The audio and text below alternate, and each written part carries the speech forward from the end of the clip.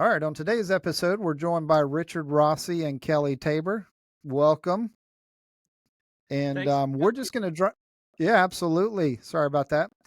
Um, Normally, I'll read an introduction, but with this one, with your introduction, I have just a bunch of questions. So I'm just going to jump right in. So you both are the duo writing team behind Lucy and the Lake Monster. And so you're actually you featured the film. It's already done, and you featured it at many festivals and had great success with it. You actually won our film festival, and it is an outstanding movie. And so you're writing the new book, or have you already finished the new book? Yes, we wrote the sequel to Lucy and the Lake Monster, which is called The Secrets of Lake Champlain, and we're almost done filming that. We're in production. And then when the movie comes out next year, the second book will come out, and it'll be a novelization of the film. And Kelly was the muse who inspired the whole story because as a little girl, she lived here by Lake Champlain, and she was looking for Champ, the lake monster, with her Papa Jerry. I play Papa Jerry. By the way, thanks for Okay. having us at your festival. That was just Yeah, wonderful. absolutely. Yeah, thank you. Yeah, it was great having y'all. So Absolutely. you were the one that's the catalyst, Kelly, because Kelly, as a little girl, was looking for Champ. Yes. Okay. So now, right. And you've known each other for what now, 32 years? Is that right? Oh yeah, over that, Over well, that? my mother might chastise me to never reveal a woman's age, but let's just say it's much longer than that. But I don't know if you want me to get into specifics, Kelly, on that. How long it's been? It's been a long Yeah, I time. got, Like okay. Well, eight. that's great. But 32 years is a valid figure, though, because she taught public school for 32 years. And that led to the film and book because I would be a guest speaker and play guitar in her class and stuff. And every time she told her kids about looking for Champ, her students would come alive and the boys would say, "Who would win in a fight, T Rex or Yeah. Champ?" I thought this is Right. a great, family film, a great story because I saw the way the kids loved it. So a lot of it you told, kind of like the Bible started like oral tradition of telling stories. The Mhm. apostles would sit around the fire and people would say, "Tell us some ghost stories, some Holy Ghost stories." And the apostles say, Right. "Jesus," but then it got written down in the Bible. And not that we're comparing ourselves to the Bible, but Kelly told the stories orally to her students, right, Yeah, Kelly? my students called me the storyteller. And so I always had stories to tell, not just about Champ, but I had stories about growing up with two older brothers, Mike and Gary. And it was always just really interesting. And they always, when I told a story, they'd say, "Is that Mike or is that Gary?" And then they also were with me at the lake at Lake Champlain because my family had a cabin there that was in the family. And we all spent time there together and did things together. So I had a lot of stories to tell. And when our work was finished, my students always used to ask me to tell them another story. And so that's what I did. I told them they were on the edge of their seats. They were always excited listening about the Lake Champlain monster. Of course, they always thought that kind of stuff was so interesting. And they actually were Right. excited to know that some people that I knew had seen it and they wanted to know what they saw, all the details. And Yeah, they'd even come back from college, Ivy League schools. There was a student she had that finished Harvard, and he said the first thing I did when I came back home was I visited. well, He visited her at her class and wanted. Could you tell me the Champ story again? yeah, Right. he actually messaged me on Facebook, that particular one. And his name is Demarius. And he said, "Do you still tell the stories of the Lake Champlain monster?" He said, I hope you do because you enlivened my life." And I was so Right. touched by that because here's a boy I had over, well, over 28 years ago. It was about Hmm. 28 years ago when I had this particular student. And he's gone on in life. He's in the ministry now. He has a Yeah, wife he's and he's children. one of the great And African American preachers in the yeah. country Oh, now. wow. Okay. And so, Awesome. anyways, for him to remember that I used to tell a story that many years ago and tell me that I enlivened his life, it really touched me. And it made me just, um, well, I already realized that what I say really impacts children. And so that Hmm. was really special for him. Right. And And that, so that's why you decided to write the book, correct? I mean, it just started as a story, and then you Yes. decided well, to it write the wasn't just book, one story, it was all different stories. And I all used to, different ones. Richard was in California, and of course, I taught in South Carolina. And so Richard he used to visit my classroom through the Promethean board, and he used Okay. to his guitar. He Yeah. used to talk about the writing process with my students. And this was around the time when we were first thinking about writing together. Yeah, I'd Mhm. become a grandfather, and I was thinking I'd like to do a family film. I'd written and directed Right. several feature dramatic films that were more, adult biopics about a baseball player, Roberto Clemente, and a female evangelist, Amy Simple McPherson, and a Mhm. con man, a modern day Elmo Gantry story, Canaan Land. But as a grandfather, I was thinking I want something that about a grandfather and granddaughter, and I said I could play Papa Jerry based on Right. her Papa Jerry, and Mhm. if we could find a young girl actress. And I was facing my mortality. I had several life-saving surgeries, and I had an acting job. I'm a working actor in Hollywood, proud member of SAG, and but I got a job playing Lewis Carroll, who wrote Alice in Wonderland. That was his pen name. Mhm. His actual name was Reverend Charles Dotson, and he was a pastor in England. They called him a vicar. But his associate vicar had a little girl named Alice Liddell, and she would always say, "Tell me a story, tell me a story." And he'd say, "Well, Alice one day went down the rabbit hole and she ate Right. something that made her shrink." And it was just, again, like Kelly's stories, just kind of orally telling a story to little Alice. And I thought, oh, I wish I could find something about, kind of, it could be like a classic about a little girl and something like that. What playing the role, I got so into researching Lewis Carroll. And then the light bulb went off. I remembered Kelly telling these stories about looking for Champ. I thought, whoa, that, when you have those eureka moments, Mhm. that's it. Absolutely. I Yes. called her up and I told her, I said, I think I have a good idea here. Yeah, and he asked me, "Would you like to write a children's book series with me and co-direct a movie series?" And I was shocked. I mean, first of all, I was getting ready to retire anyway, and so when he asked Right. me this, what an opportunity this was. I have always enjoyed writing. I taught all subjects, and so writing was one. And I wrote sample writing for my students when I was Mm. introducing something to them. Right. But writing my own material for a book was always way out there, something I wanted to do, but I never But was she's a able to. teacher, so she's put me through the mill. When I write I something, saw that. Right. oh, she just did that before the show. That, and you shouldn't Yeah. capitalize, Richard, but it's on there anyways. But I would, she'd say, check for typos, and I would check for typos. I said, I found 3 typos. She goes, well, let's go over mine, and there'd be a stack of paper like this, and I have Uh, hundreds of typos. I was like, oh no, but Yeah. it's been a good team because I tend to, write the way people talk, which isn't really grammatically correct all the time, and she kind of knows when. Richard, I need to give you a basic grammar lesson. Okay. I learned a and lot that. from Richard too, because I was used to, correcting grammar and all that with my students. And so naturally I would do that too. But when you're writing a novel, I had to learn too that you write like people talk. They're not going to Right. talk grammatically perfect in every Yeah, sentence. And yeah, so that's one thing she had to learn is like Yeah. an actor or a screenplay, the dialogue is not always complete sentences, and and Papa has not had a lot of schooling. He's kind of hermetic and lives in this cabin, so he's not going to Mhm. talk, exactly. Yeah. I Well, had to yeah. you learn that myself. right, Right. Wayne. Yeah. And when we were Yeah. editing, I always had this thing in the classroom, you don't start a sentence with "and." But I Right. know That's right. Richard when we were writing, he would be in California, I would be here, or I would either be here in New York at my parents' house caring for them, Mm. or I'd be at my house in South Carolina. And I would see a sentence coming up at the end. I said, "You think we can word that a little bit differently to make it sound natural?" And then sometimes we change it, and sometimes he would talk it through. And Mm. we didn't ever get angry with each other, anything. We kind of understood and clicked in our writing, and so we had to both give and take a little Well, bit. one of And the tricks I shared with Kelly with dialogue is read it out loud. And does it yes, sound Right. like someone would talk like that? Which I know, Wayne, you've written and produced movies as well. You want that dialogue to sound like it really is natural, yeah, and especially if it's Right. a little 8-year-old girl turning on 9. You want her to you don't Right. want her to sound like it's way above her Yeah. sometimes. Yeah. We Now, had fun. Richard, I didn't know it. Richard, I didn't know it when you were down here, but you've actually had some of your films that have been considered for Academy Award. Is that correct? Yes, yes. My film prior to Lucy, Canaan Land, I was shocked. I picked up Variety, Hollywood Reporter, and what was the other one?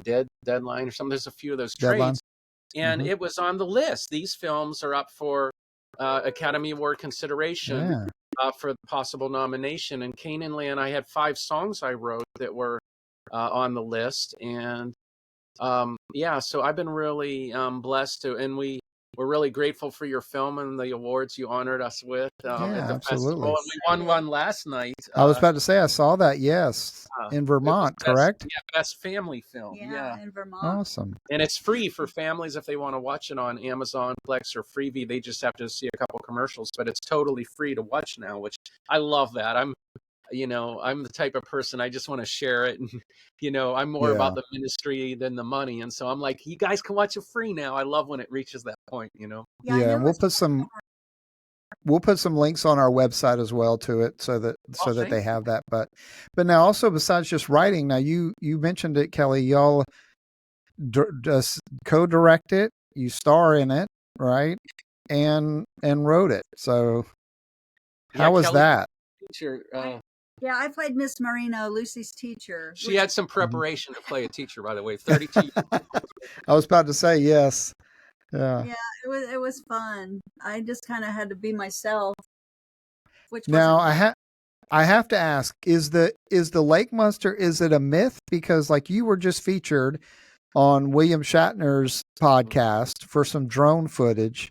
And Right. so tell us about that, because like when I was reading some information you sent in to me, I was just like, I have to ask these questions, right? Like normally I'll go through the introduction, but yeah, so you just had some footage. You were actually featured on his podcast. So is it Yes. a myth? Is it really a story, Kelly, or is it real? It's real. She's always been the true believer, and I've been the doubting Right. Tom. Yeah, ever since I was a little girl, I've said this before in other interviews. My parents had a cabin on Lake Champlain, and I spent a lot of Hmm. time there. A lot in the summertime, of course, we can in the wintertime because there was no heat, no electricity, no running water there. So Right. it Right. was true camping at the cabin, and Hmm. it was a place I loved to be. And we spent our time there with our friends. Our cousins were there. We just had such a nice time and out on the lake fishing and boating, and swimming, and we had a real nice time. And we were always looking for Champ Right. because we've had family members that have seen it. And I always tell the story about my uncle Bob. He was known as Captain Bligh, and the town that's about 10 minutes north of Crown Point here is Port Henry, which is known as the home of Champ. And they Hmm. have a sighting sign when you going into Port Henry on the right, and it's the sightings of the Lake Champlain monster, and the people's names are on the sign, and the date and the month and the year that they Right. actually saw um, Champ in the water. And so those are documentations of a lot of local people and other people that have been passing through whose names get on the sign, and that's actually in our movie as well. A few years ago, people would say over 300 eyewitnesses, but it's way more than that too. There are Yeah, a it's lot of twice Yeah. that now. It's there's up a to 600. well, there's a lot of people that have seen it too that has not reported it, because Right. up to it's kind of a running joke when people see Champ, they ask how much have you had to drink. Yeah. Right. We have a Right. bar scene in our movie where a guy says, "The more I drink, the more Hmm. I see Champ," and that Yep. jeopardized our G movie for a little bit. But so I think Oh we're PG. wow. Well, But that's Yeah. because Bob had Captain Bligh's, and I wanted when I was a little girl, I used to go there, and we have to Hmm. walk through a bar. They had tables with binoculars because there were always a lot of sightings from Uncle Bob's place there. Right. Anyways, I had a nice dining room too. It was a place people went on Saturday night and got all dressed up. It was white tablecloth. My Aunt Joan would cook the meals and for everybody, and they would play jazz music. My uncle played guitar. My grandmother played the piano, and it was yes, a fun so place. it's really poetic. Okay, here she is, the true believer, and I'm more the doubting Thomas. It's a myth. Right. Hmm. And the whole story where the disciples say Jesus rose from the dead. Thomas says, "Hey, unless I put my hands in my fingers in the wounds in the hands and sides." So I was like, Kelly, unless some scientist with PhD confirmed Yeah. this, you know. Right. So it's poetic that she's the one. When she reviewed our drone footage from the summer of 2022, it took us a long time to edit on a micro budget film. Things take Hmm. longer. So, Right. like literally 2 years later, she's going through all these computer drives and drone footage on a big screen TV in Greenville, and she's like, Can I tell this part? tell that Okay. part." Okay, so I was in my living room at home, and Hmm. I wanted to, for the first time, I wanted to actually edit using my big screen TV because Okay. we had used small things, our phone. Right. Sometimes we lose footage or the computer, and sometimes we would miss things, and we wanted to make sure things would stay. What is it called? Continuity. Oh yeah, we had to keep the continuity. And like one time we saw Papa, he went inside the cabin, and then a few seconds later he was still sitting out on the glider. We're like, oh, there's a mistake. We need to fix that. So on a big screen, you saw even more. And so I wanted to take Right. the opportunity, since I had it, to look on the big screen. Well, it got to be around the 4-minute mark, a little bit after that, and I was looking. All we wanted was a drone. We wanted drone footage of Papa and Lucy in the boat that day. It was gorgeous, beautiful up here in the Adirondack Mountains. Anyway, Lake Champlain is gorgeous in the summer. And so we wanted an aerial view of Papa and Lucy. And so that's what we did. Our DP had a drone that was donated, and he was just learning how to do everything. And so we had a beautiful aerial view and the surrounding area. And so when I looked at it, I stopped and I went back and rewound and looked again and again. And I said, oh my goodness, there's something under the water there, not too far from the boat. And so I called Richard immediately. I said, Richard, because you know what I'm thinking. Right. Yeah. Go and look in the film and look after the 4-minute mark and tell me what you see. And he called me back just moments later and he said, oh my gosh, Kelly, I cannot believe we missed this. There was definitely something moving there bigger than our boat. And our boat we knew for scale, it was 11 foot 9 inches. The owners of the boat, Mark and Alita Desso, gave us all the measurements, which impressed the scientists because prior alleged photos of Champ, there was nothing for scale. And some of them were taken very shallow water where a huge creature wouldn't really be able to swim. And so here we are in the deepest part of the lake. We have the rowboat with me and Emma, who played Lucy, and it's following us. It's moving. It had a skinny neck, and then it had the girth of the body got larger, and it looked like it had something on both sides, and it was propelling it to move forward, and the head was kind of going back and forth like this. It was bigger than the boat. So I had this retroactive fear, like, whoa, that was right behind me and Emma. But I said, hold on, Kelly. She's like, it's Champ, 100% it's Champ. I said, hold on, let me be doubting Thomas here. Let's send it to scientists with PhDs and scientists, not just like self-proclaimed cryptozoology experts. I mean, people that are real scholars and real scientists. And I sent it to all these scientists. I said, well, let's see if they get back to us. Well, out of a large number, I heard from about 3. Because I think some of them thought, who's this crackpot telling me that he got a YouTube video of a plesiosaur that's been extinct for 65 million years. But several of them did evaluate it, and I got some good scientific feedback. But then I kept saying in faith, I had a seminary professor when I went to Bible school at Liberty University named Dr. Elmer Townsend. He had a saying, say it faith. When you have a vision and you say it, whatsoever you say to the mountain, be thou removed, it shall be removed. So I kept saying, we're going to get some experts and some scientists to look at this. Well, I was striking out most of the time. Scientists were busy teaching at colleges and doing research.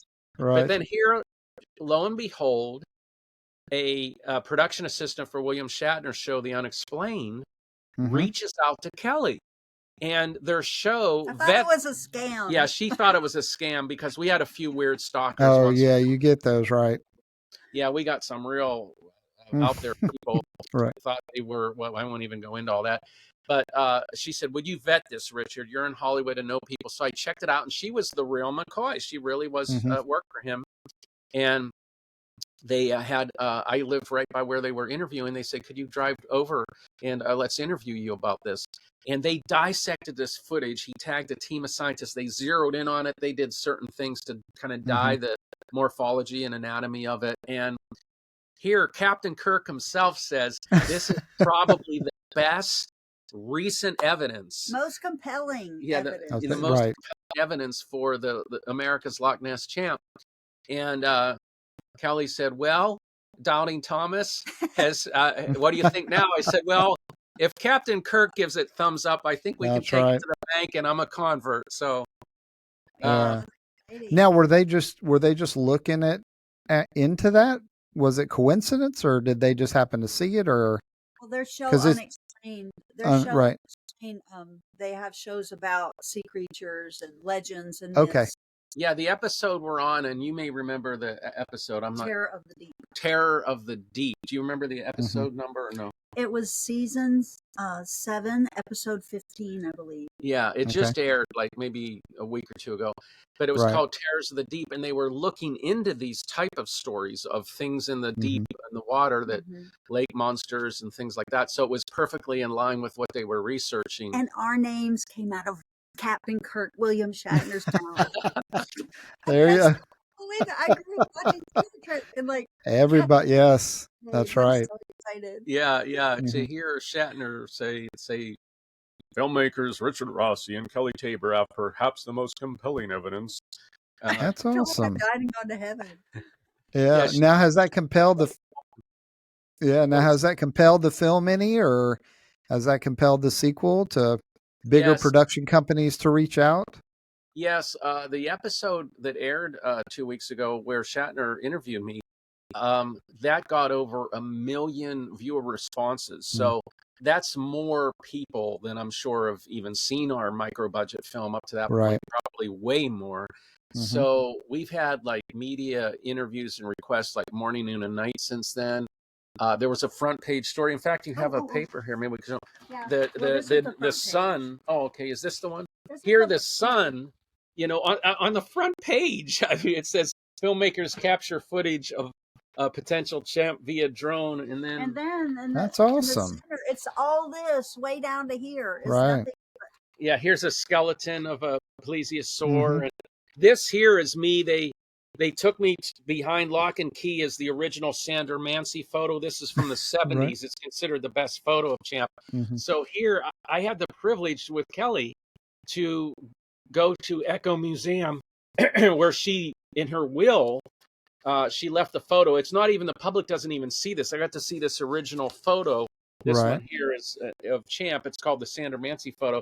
So I got to be one of the rare handful of people with Kelly because of what had happened with us, And to view this, legendary Polaroid. Right. And that's at the Leahy Museum in Burlington, Vermont. We went over there. Okay. They have a room dedicated just to the Lake Champlain monster where school kids get to come and listen and learn about it. Right. And there's even a Vermont Lake Monster baseball team. The Lake Okay. Monster is the mascot. Okay. And we have online, we found something online where the mascot said, "There's a book being made about me," and he referred Oh to yeah, he Lucy gave us and a plug that we didn't even expect. We get Yeah. a lot of the best things that have happened to us are unsolicited. Like the Shatner thing came to us. Mhm. The Lake Monster team promoting our book and film, they just did that on their own. And even getting this drone footage, we weren't out there like champ hunters or proclaiming to be experts on the Lake Right. Monster. And even that old photo we just showed you, that woman was a nice Christian woman named Sandra Mancy. Mhm. She was out with her kids having a picnic, and she just happened to see that and snap her photo. So a lot of things in life, the great director Orson Welles said, divine accidents, and even in Absolutely. filmmaking, he said there's things that might go, what you think are going wrong on set or in your life. Like you talk about missing the shift. Sometimes things that seem like we missed it or it went wrong. Orson Welles said we need to learn to flow with these divine accidents and these divine, quote unquote, what seem like mistakes. And sometimes it makes life better. Like I would have never saw, like I told Kelly, she's becoming known as the 21st century Sandra Mancy, because now, Kelly Right. is becoming Wow. famous for finding this, drone footage of Champ. Yeah, seeing it. Yeah. Now,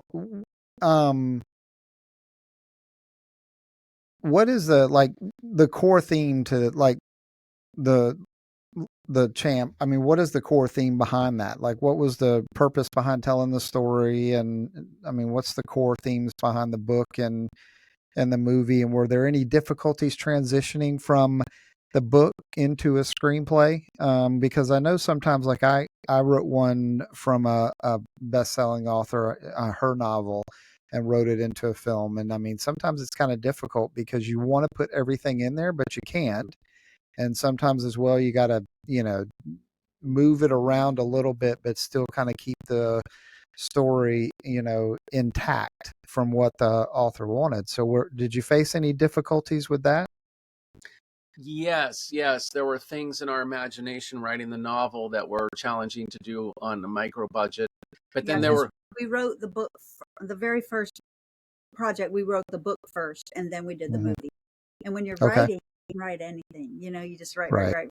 Mhm. And then when it came time to do the movie, we think, oh, how are we going to pull this part off? Or how are we going to pull Hmm. this But out? on the So other hand, though, there were improvisational things we did on set that weren't in the book that turned out really wonderful. There we Right. were, tried to get it as close as possible to the book, but the first book and movie aren't exactly the same, but they're pretty Hmm. close. yeah, the second one will be almost identical because we're going to wait till we have a kind of a good solid cut of the film, and then kind of do the novelization from that, so it'll match more. But there were things that happened on the set of the first one Yeah, that it's a weren't shame. even planned. Like one day, Kelly drove me to set at the Lake Champlain Bible Fellowship Hmm. Church. They were having our meals there and storing our camera equipment, and we were all meeting there to start our Mhm. days. Right. And Hmm. Emma's mother, Sasha, she had on a white dress, and she walked in front of our car, and the sun hit Sasha, and she looked luminous, like an angel, like almost like a glorified body or a beautiful ghost or something. And I said to Kelly, "Look at her, the way that in that white dress.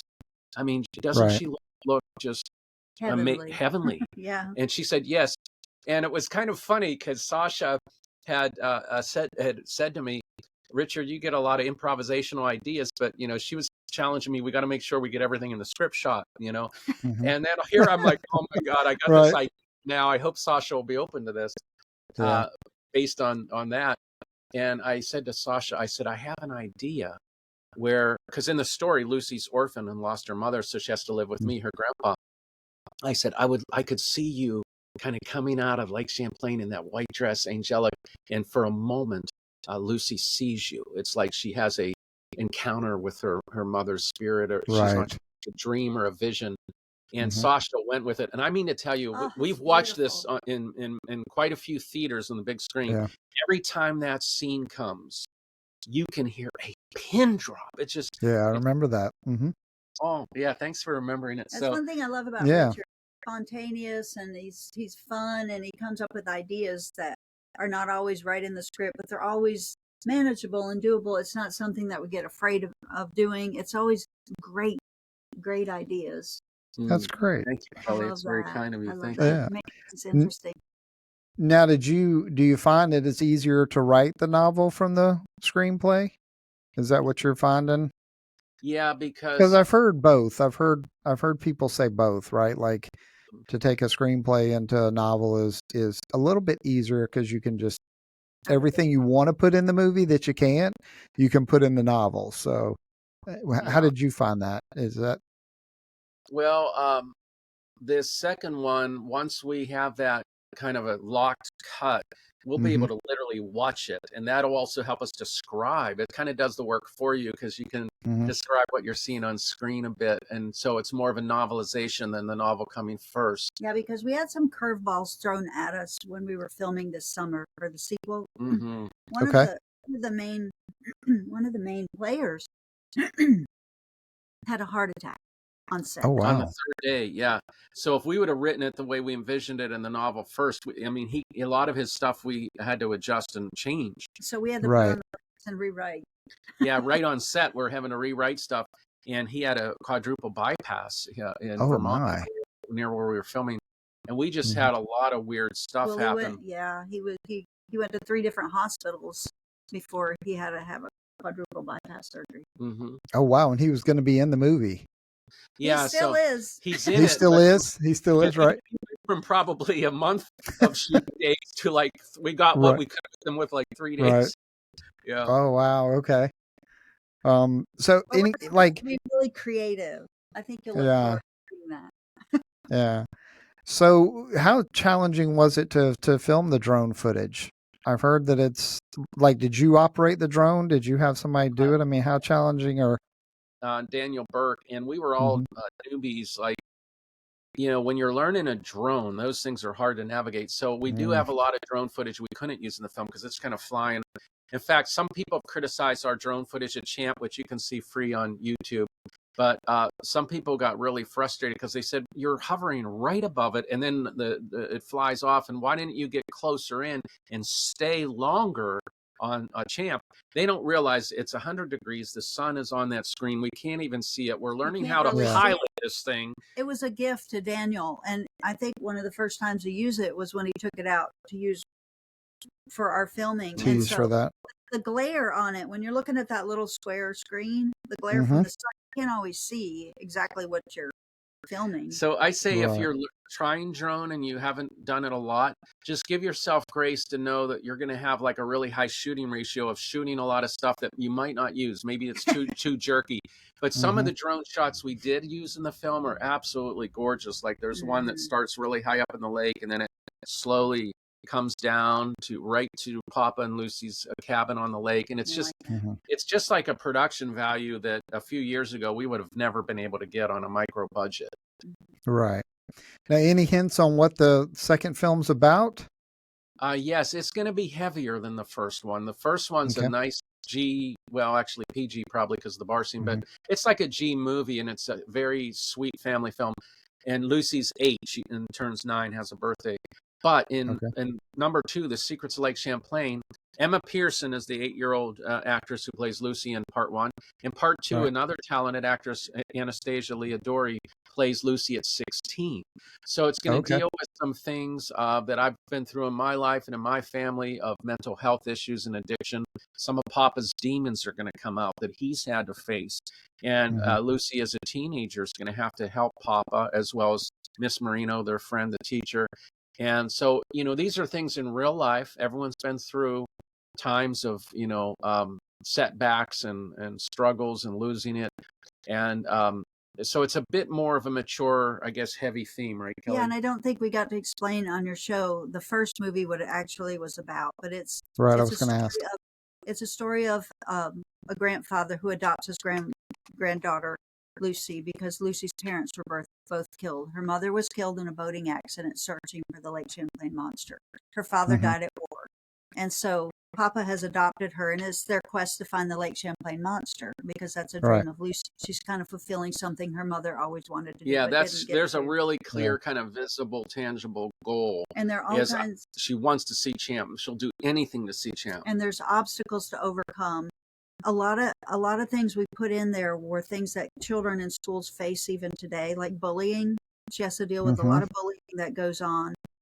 She's lost both parents, and that happens with children in school. I know as a school teacher, my students had these same type of problems that they went through sometimes, anxiety and grief and those types of things. And so we tried to put things in there to help the reader, how to, and I hope it comes across that it's really important to have a good support system when you're going through those types of things, because Papa was wonderful for Lucy and her teacher as well. Yeah, it's really like a family unit, you've got a maternal figure in the teacher and Papa and Lucy, where it's also an allegory for faith. That's like Lucy believes in Champ and is mocked for that. And I see that as almost like C.S. Lewis writing, where he tells a children's story, but it's an allegory for how, if you believe different from others, or people think your beliefs are crazy, how you can be picked on and bullied and persecuted. Oh, absolutely. Right. Yeah. So the second film is heavier. It's got some heavier issues. Okay. And now, Richard, you're a minister, correct? Is that right? Yes. Okay. I started preaching in my teen years, and then made a journey. I say a journey from minister to movie maker, and now I look at art as a ministry and movie making as a ministry, because it brings a lot of healing. Like, I'll give you an example. Here at the Vermont Film Festival, we were just at the last few days. In the front row, when Lucy played, was a lovely young lady who was in Special Olympics, and she was telling me how she won some awards at Special Olympics and has some disabilities. And she was so excited to see the movie. And I happen to support Special Olympics. I know the right hand's not to tell what the left hand does, so I don't tell people this that much. But because it came up with her, she asked me about Special Olympics. That happens to be a charity I probably give more to than any other place, in terms, like, I've given quite a bit to Special Olympics, because I've always felt since I was a little boy I was kind of blessed as a kid where things came easy to me, in terms of like music. I could hear a song and play it, or I was like reading above the other kids. They put me in like an 8th grade reading class in 1st grade. So the kids that were kind of behind the 8 ball, I always felt like to whom much is given, much is required. I want to help them. And so I've done a lot with Special Olympics. So when she told that, I was like, oh, wow, because I'm a part of Special Olympics in Los Right. Angeles. Mm-hmm. And at the end of the movie, I mean, she was into this movie like you wouldn't believe. When I wrote a song called Lago Time at Really Boogies, and she was dancing in her seat, you know. But by the end of the movie, she says to her mom, and I overhear this, I would give anything to have that book. It's a book, Mama. Yeah. It's a book, Lucy Lake Monster. So Right. I said to Kelly, do we have a book in the car? And I Mm-hmm. looked in the trunk, and there was a book. And when I gave her that book and I signed it, and Kelly signed it, and another actor, Hawk, who plays the drunk, Mr. Brooks, signed it. And I said, you know, we have contests where people get to win the book sometimes at different screenings, and you're the winner, you know. Oh, that's And awesome. when Right. Yeah. I gave her this book, I mean to tell you, she was beaming. And I thought about it as, you know, as being a person of faith and a minister. My belief is like, from Jesus' point of view, success is touching one heart. Now, in a capitalistic society, when you're a filmmaker, it's not that way. Like, people are like, how many streams did you get? How many movies did you Right. sell? How many albums did you sell? What's your ranking on IMDb? How much money did you make? And they'll, like, I have very friends that are like that, where we could be at a film festival and win an award. They're like, oh, that's nice, but how much have you made on that film? Like, that's all they care about, right? But from Jesus' standpoint, he keeps score different than the world. And I could feel him smiling and being so happy at this woman, Joanna, and getting this book. She was just like, Yeah. in fact, the next day, some of the people at the film festival said, you all have had a real impact. You don't Right. know how much that touched that person. So I just want to encourage you, Wayne, as well as other filmmakers and producers. If you touch one soul, you have been successful. Yeah. That's kind of what I started this show about. Mm-hmm. You know, I'm not sure if you followed any of the background from season 1, but Yeah, I have. I've been that's listening kind to of it. what, yeah.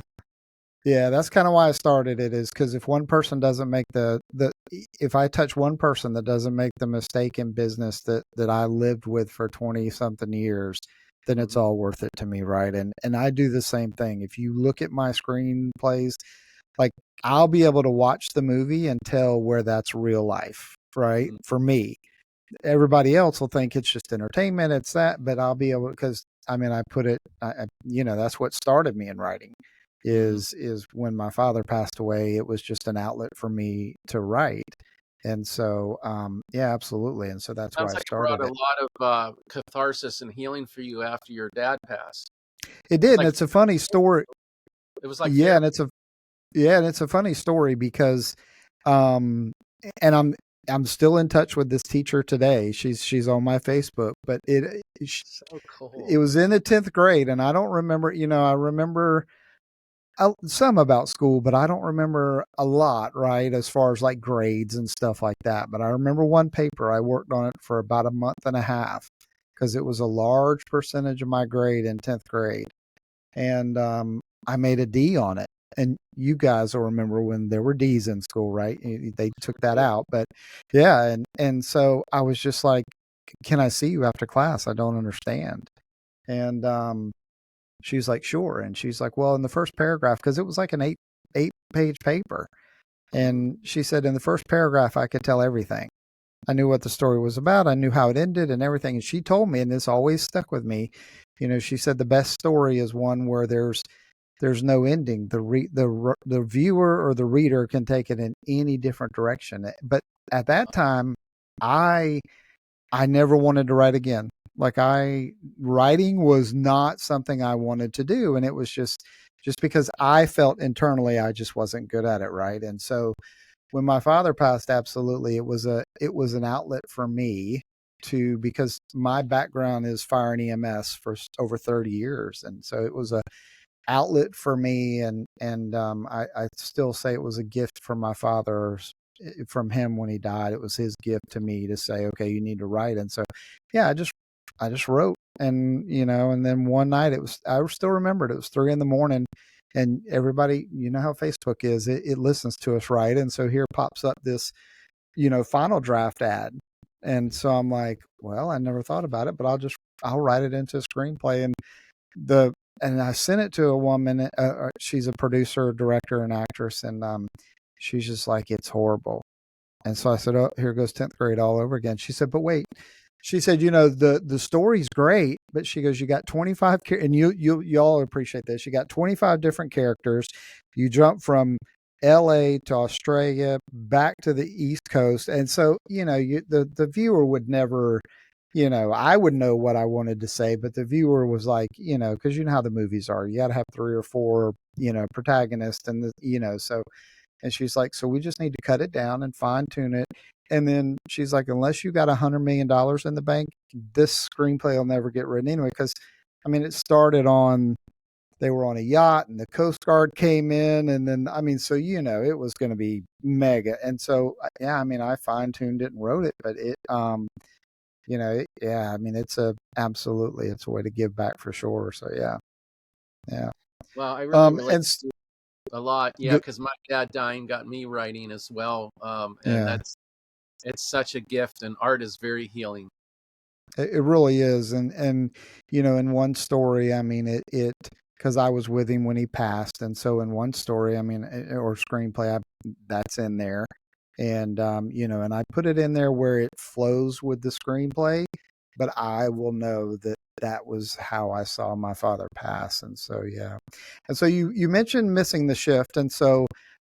How do you feel like that you missed it and overcome it? Because like that's the reason behind the show, right? Is to overcome our mistakes, or a lot of people.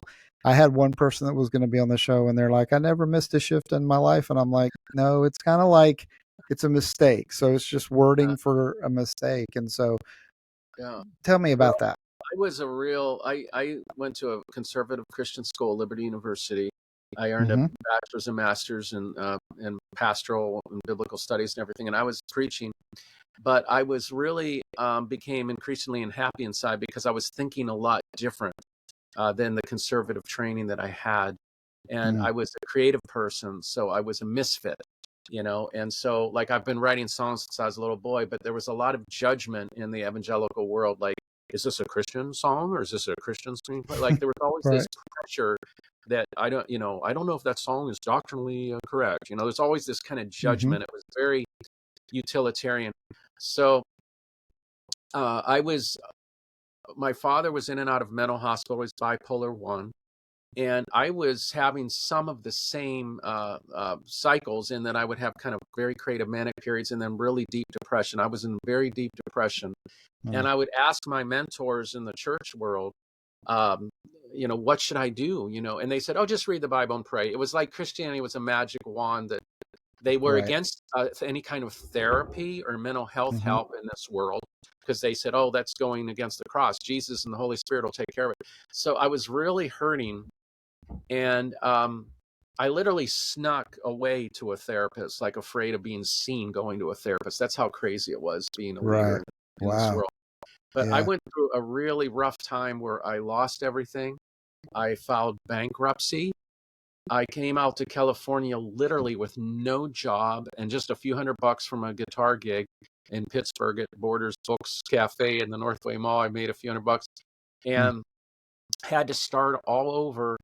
And what I found is, after the setback was a comeback, and I just literally reinvented myself. The great thing about feeling like you've missed a shift or things have gone wrong is you have the chance, like the Israelites, to be mobile and to go on a journey and kind of reinvent yourself and try new things.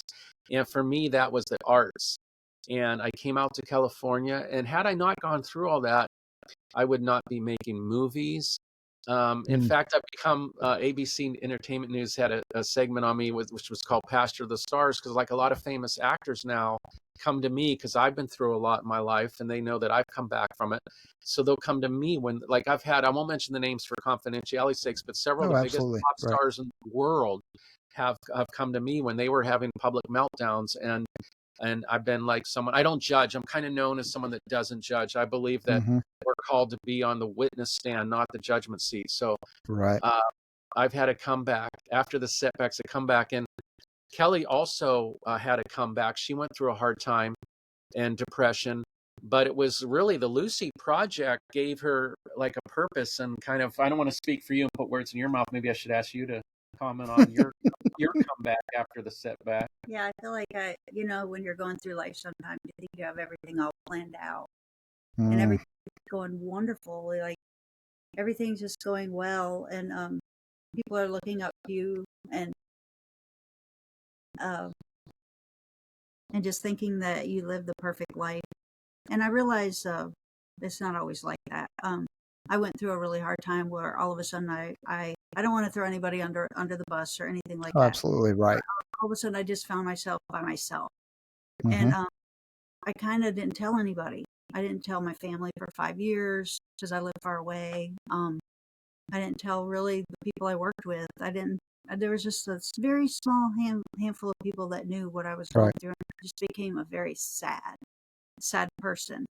And even my principal one time, he said, "Can I talk to you?" And he brought me into my classroom. He said, "People are starting to notice. Are you okay?"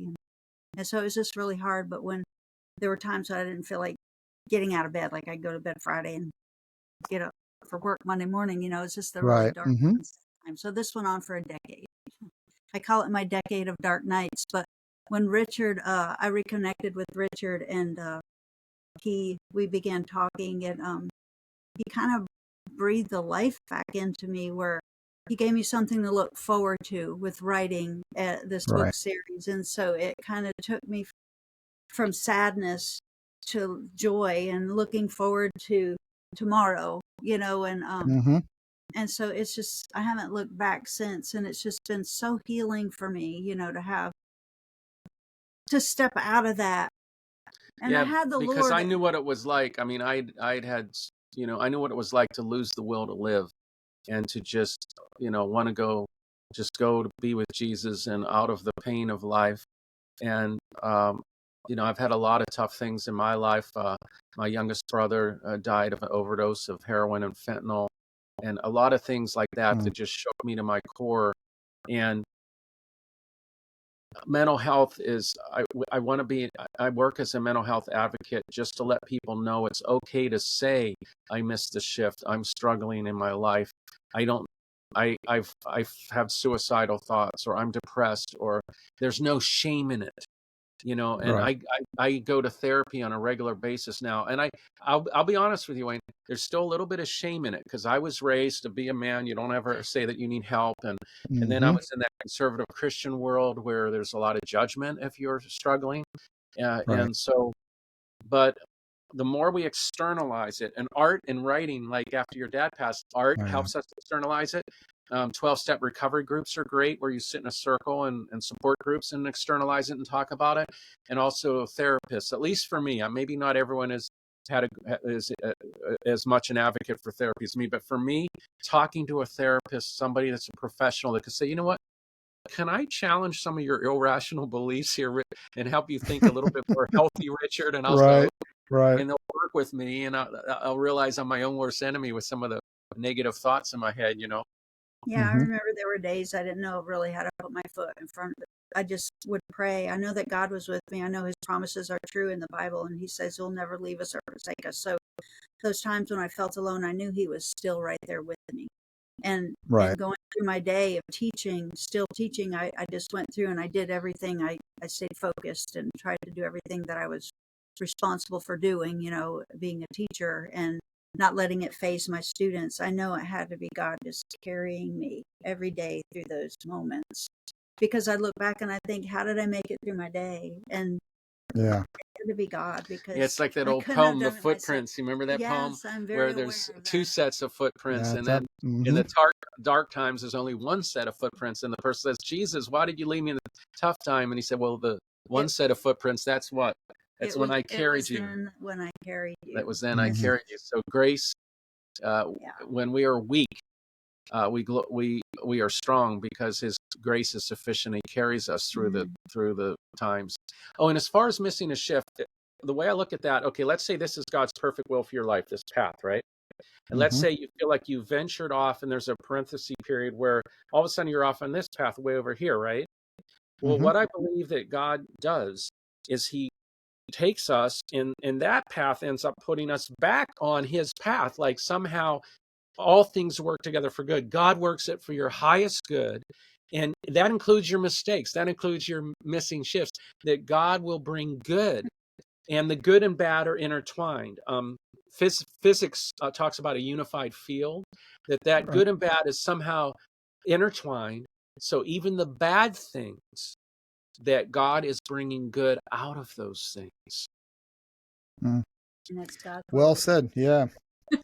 So now have you wrapped the second film? I thought I saw where you finished it, right? Yeah, we did finish. Almost.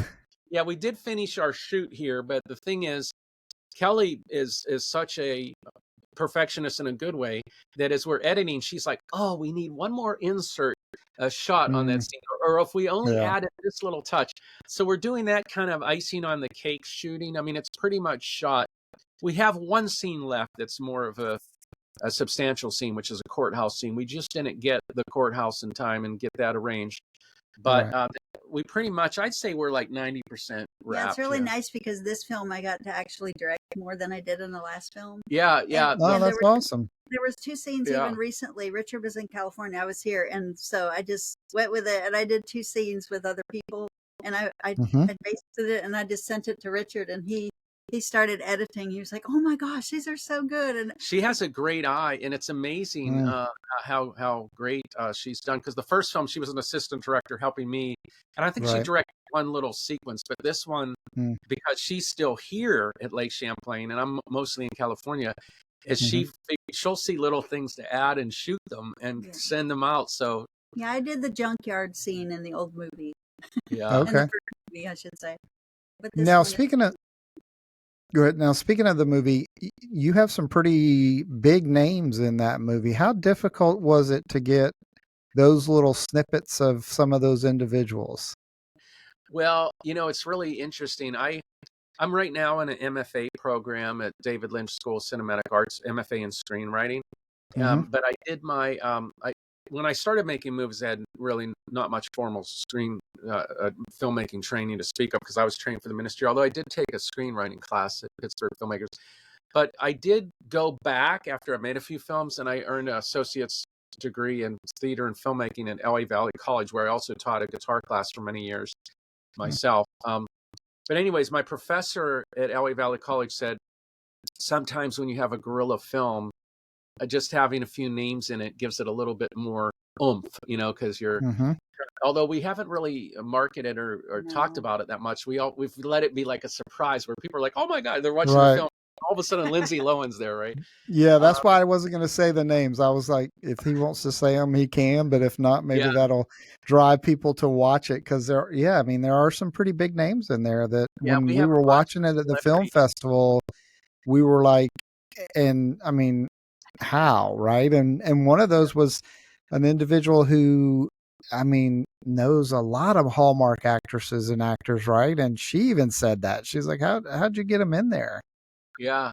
Well, it was a combination of things. I mentioned that I've been known as the pastor to the stars. Mm, I have a lot of stars call me when they're having a public meltdown. Maybe they're also being shamed. A lot of times, if the media finds out, an affair or a drug problem or how they love dirt, right? So mm-hmm, sometimes they're going through hard times. So I get a lot of these like midnight, middle of the night calls, come meet me, and it's like a super famous person. And sometimes I'm tired. I really don't want to do that. I remember, um, so I had that part where I knew some of them, mm-hmm, and that helped. But then also there's Cameo sites like Cameo, where you mm-hmm. can just go on there and find some names. And you know, uh, I had Yeah, I some didn't. money donated, some money donated to us to hire some of them through Cameo, and that's another Mm-hmm, way you do it. Or just go to their agents and ask, what would be the rate for this. But I've been pretty fortunate on my prior film, Canaan Land. I had a ton of names. And the way that happened was I had a podcast like you, and I'd mm-hmm, interviewed a bunch of, famous people on my podcast. And so I had this thought, okay, Brother Billy, who was the preacher, one of the characters in Canaan Land, Right. I'll have him have a podcast in the film and then use clips from my podcast. And so I went back to these different celebrities. Hey, Okay. would you Yeah. sign a release that I have your permission to use the interview we did for free in my low budget faith based film Canaan Land, and Right. it'll be like Brother Billy's interviewing you. It's part of his ministry. And I Mhm. mean, all these big stars, the late Cindy Williams, Sally Kirkland, I can't even remember them all. Kathy Garver from Family Affair, and Kathy Coleman from Land of the Lost, and Ginger Alden, who was Elvis's fiance when he passed, and she had found Elvis. Like all these people that were on my show, Mhm. just they signed these. I literally typed up a simple release. I give Richard permission Right. to use our radio interview in the film, and they just sign it and Mhm. send off. We wish you well. I find a lot of celebrities, like Ron Howard's dad, Rance Howard, played Amy's father in my film Sister Amy, my first film I ever made. And Mhm. he told me something. He said, Richard, don't be intimidated by the fact you don't have a big budget or studio or whatever. He said, you write good stuff. And he said, a lot of us out there, we don't need the money. We've a lot of us are looking for good parts. So we're actors who love to act. And you wrote me a heck of a part as Amy's Right. father. And, you'll find a lot of people. I'm kind of in the same situation now with some scripts I wrote that I think are really good. But I don't have the budget to do them in the way I want to Mm. do them. But what I'm hoping is the writing will be good enough that it'll attract actors that'll be like, you know what, I want to be in that, for the quality of it. And then that sometimes those names bring some money in too. Yeah, and that's a shame sometimes too, is that you have to. It'd be nice if you could, right? If you didn't have to sometimes, and I've got nothing against them, but go through the agent, because they sometimes look at it from the ABC, whereas like you mentioned it. I mean, there are some actors and actresses, that, I mean, who was it? Keanu Reeves went a salary just so the people could get paid so that he could do the film. And I think Jim Carrey was another one who did the same thing, and it turned out to be outstanding movies. And then, I mean, I think Robert Downey Jr. did the same thing with Iron Man. Yeah. Instead of a big salary, he decided to, I'll just take it on the profits, and we see what that turned out to be, right? I mean, those huge things. So yeah, I think it's sometimes, yeah, you've got to just get to them to be able to do that. But yeah. Yeah, I So have a film I wrote based on my childhood relationship with a famous faith healer, Catherine Coleman. And it's just one of the best roles for mhm. uh, for a female actress. So I have had a handful of name actresses all say, I'd love to play this part. So hopefully the money will come through, and God will guide the whole thing. Sorry about the dog barking. We have a Oh dog no, bark. yeah, that's okay.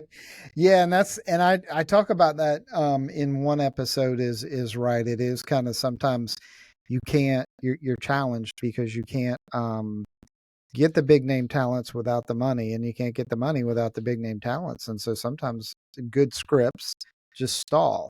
So, Yeah, and you're right I about the realize we're getting away from what we, but I mean, it is part of that too. I mean, overcoming, right. I mean, absolutely. I've seen that too, where like the screenplay, and it causes you sometimes even second guess yourself on it when, I mean, it's well written, right? I mean, I have one that I think I rewrote it 30 times. Wow. And I finally told the gentleman who's helping me try to get, a director and some top talent. I finally told him, I said, I'm not rewriting it again, because as a writer, both of you probably know, or at least with me, when I start writing, the whole story will be changed by the time I'm done with it, right? Like my characters won't even be, in there anymore. And so it's kind of like, I told him, I said, I'm not rewriting it again. I'll tweak some things when we're in, like, right about to shoot, but otherwise that's about it. Yeah. Yeah. Yeah. So what's on the horizon? I mean, it's a trilogy. Are Mhm. you thinking of a fourth book? Or are you already thinking ahead past that? Or are you just Yes, taking it one step at a time? yes. In the first Lucy, she's a little girl, like the Okay. poster behind us. In Hmm. the second one, she's 16. That's the one that'll be Okay. coming out next year, Secrets of Lake Hmm. Champlain. The third one, she's going to be an adult. and have a little girl Okay. of her own. And so you'll see a woman through these different phases of life. I have been thinking, you know how Star Wars, it was supposed to be just a trilogy, but then it Hmm. started extending into prequels. Right. And so we do have some thoughts of some prequels. I won't give away too much, Kelly, I promise. But Kelly calls me diarrhea mouth because sometimes I spill the beans and talk to give all these Kelly, just let me know and I'll chop it off. Okay. I'll edit it out. says I Go give ahead. spoilers, but I did share with Kelly an idea I had for some prequels where we go Mm. into what Papa's life was like as a younger man. And is it a spoiler to say my son, who's a dead ringer for me at half my age now, has a brief appearance as Papa as a young man in part 3. So, am I diarrhea mouthing? Should I stop? Mm. Yeah, part 2. Part 2. So we're But thinking that is, go ahead. Go ahead. we're They thinking, look alike. They look just yeah. alike. So after the Yeah. trilogy, we could go back in time to, Papa and that sometimes that is important when people enjoy the film and, they do want to know, well, how'd the character even get here? Right. I mean, like, and I mean, what just popped in my mind and it was like, what happened to the parents, right? And so there's a whole story there. So, yeah, I mean, that sometimes that's, that plays on exactly what the fans and the viewers want to see is how they get to where they were at. So, yeah. Oh yeah, But after the that's first awesome. movie came out, a lot of our friends read it and they couldn't wait to find out what's going to happen in the second one. They would Yeah. mention certain things like, "I can't wait to find out what's going to happen next," and they're dreaming up. And we interviewed a classroom in Vermont, Hmm. and they had questions. Yeah, we were guest speakers at some of the schools, and the kids would ask questions, and their questions were as intelligent as They're as you would wonderful. think they were adults in kids' bodies. Their Yeah, they questions, read our novel they as a knew all class. the characters, and they had all these questions about sequels. We couldn't believe it. Well, that's Yeah. awesome. These kids are Anything so for, smart. go ahead. I said these kids are so smart. One boy, he was Oh, 7. This boy was 7 years old, but he was like a scientist in a little 7-year-old body, and he was excited for us to sign the book, and he said, "Just so you know, I'm the resident cryptozoology expert of this first grade class. I know all about all the cryptids, Bigfoot, Loch Ness, Champ. mm, I think that Champ's a plesiosaur that perhaps evolved and through adaptation, his lungs acquired gills as well." And I'm thinking, how old are you? He's 7 years old. yeah, they are for sure. Well, anything further you'd like to add or? Well, how they can get the movie and book maybe. Well, yes, if you want to see Lucy and the Lake Monster, it Yes. is free to watch on Amazon, Plex, Freebie. The book Lucy and the Lake Monster is on Amazon and Barnes and Noble And Walmart. and Walmart. And we Online. have a website where you can keep up with everything, including the drone footage we mentioned of Champ. It's simply Lucy and the Lake Monster, the title.com, lucyandthelakemonster.com. Also, we are on Facebook. We have a page for the film if you're a Facebook person. It's facebook.com/Champ movie. And if you're a Twitter or Instagram person, I guess it's X now, X and Instagram, our handle on there is at Champ HQ, HQ for headquarters.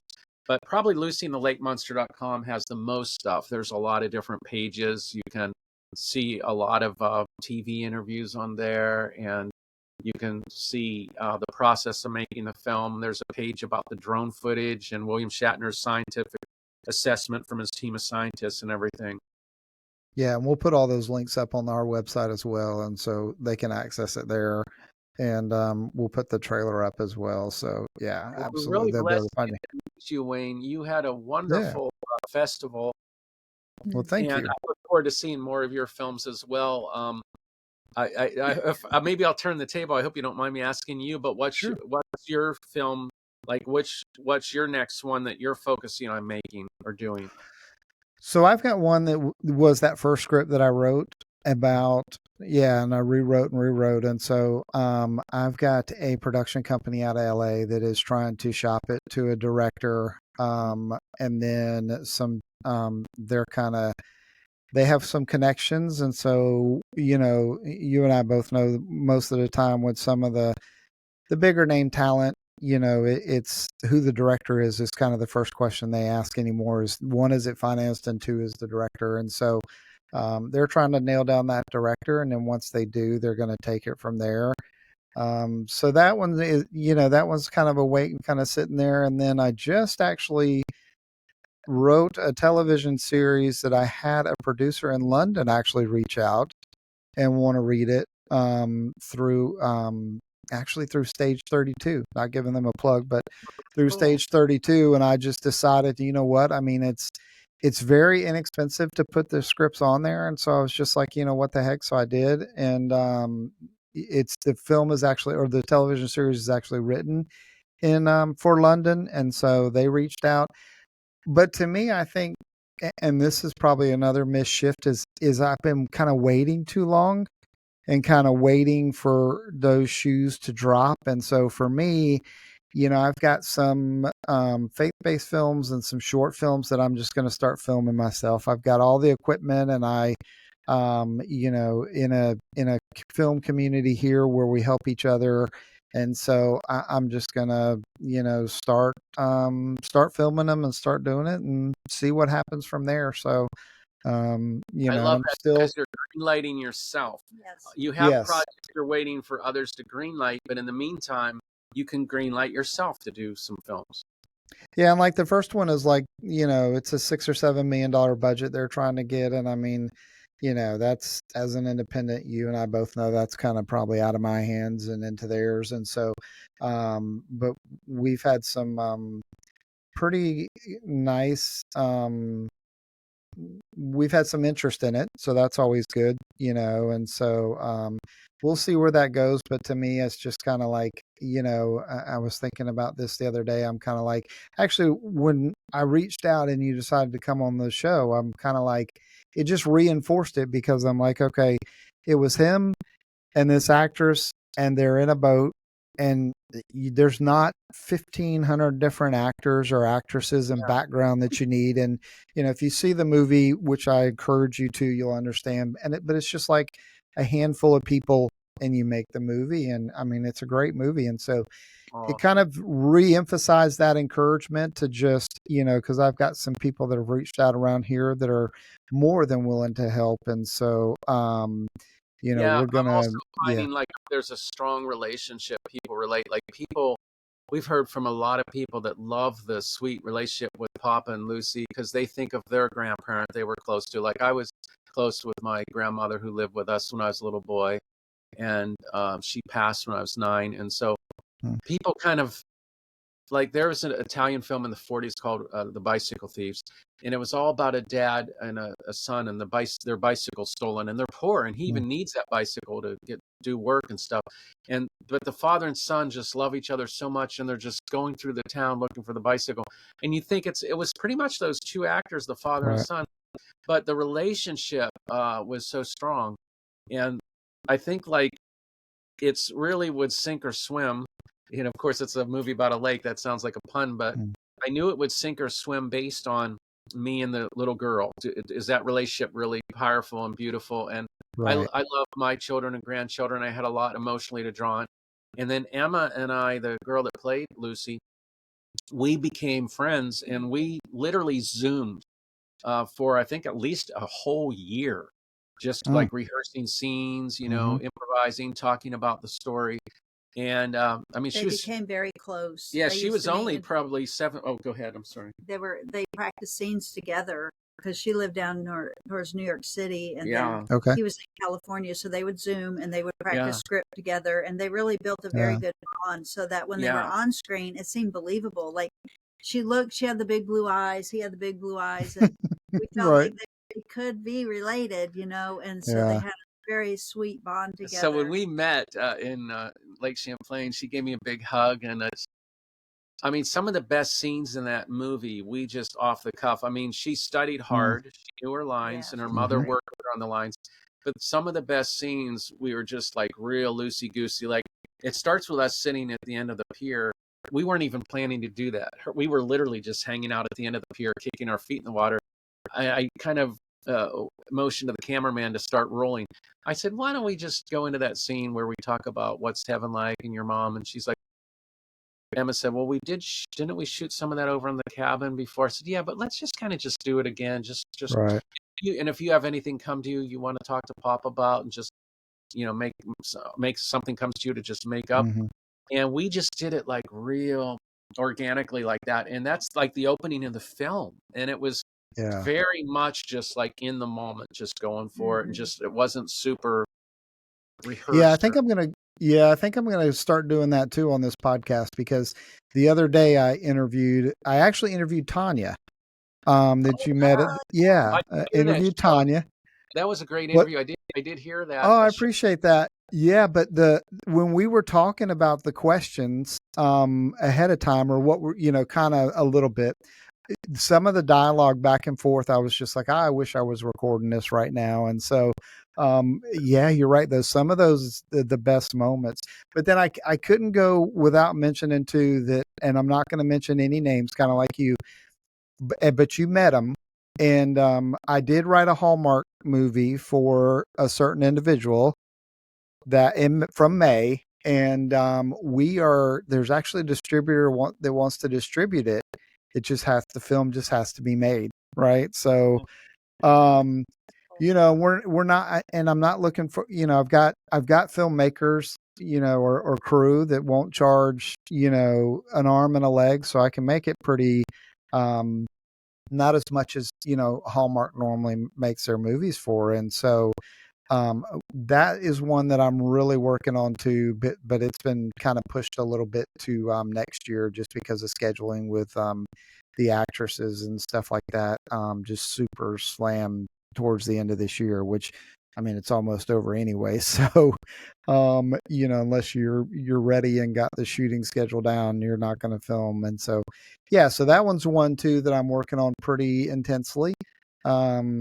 But like I said, I mean, I'll mention names off camera, but not, because I don't want to draw any attention to her. But yeah, so, yep. Well, you sure had a great group at the last festival there of actresses and actors. And yeah, and I sent you the email where we're having it too, right? So it's moved. Yeah, I saw. Yes, it's moved it has. See. Yeah, because we had some there was some scheduling conflict with the Emmys, because the Emmys don't know what weekend they're going to take in 2026 yet.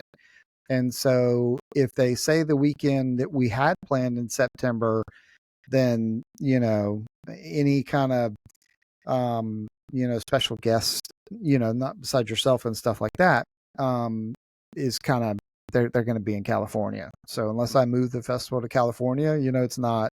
And so we just decided to move it. And plus, one of the co-hosts, she would have to be out in California at the Emmys. So, it just made more sense to move it. So, Richard but and I, we were invited to the Capitol Theater there, right on the outskirts of Nashville, and we were awarded at the Red Letter Awards Best Children's Author. Yeah, we were one that's of awesome. 5. Yeah, congratulations. Yeah. In fact, I was telling Kelly, it's okay if we don't win. These other writers are more famous, and at least we. And I was saying, we could be peace. We're children of God, and God loves us. I was giving her a whole talk about preparing her not to be disappointed if we don't win. And lo and behold, they called. In fact, we were so stunned. We thought, oh, this can't be. They called that we won. And we were so stunned. We said, oh, no, we didn't win. And so they said, Richard, get up here. We can't wait all day. It was a big walk from the auditorium to the stage. Yeah. And I started walking. Kelly started pulling me down. Are you sure it's the right Richard? I said, we're the only Richard. Right. And I was like, yeah. I told him, I was like, no, this can't be, really? Well, that's awesome. Yeah. Well, anything else you'd like to add before we leave? We certainly appreciate you being on the show, both of you. Congratulations on all the success. Thank you. Yeah, and like I said, we'll put all the links up because it is a great movie, and I'm certainly looking out for the second one. And but anything else you'd like to share? I'll leave you with something that Lucy says at the end of Lucy and the Lake Monster, and it's based on Champ, how much she loves Champ. All of you have a champ-tastic day. There you go. All right. Well, thank y'all both again. Thank you, Wayne. Thank you, Wayne. You did All it. right. You're a great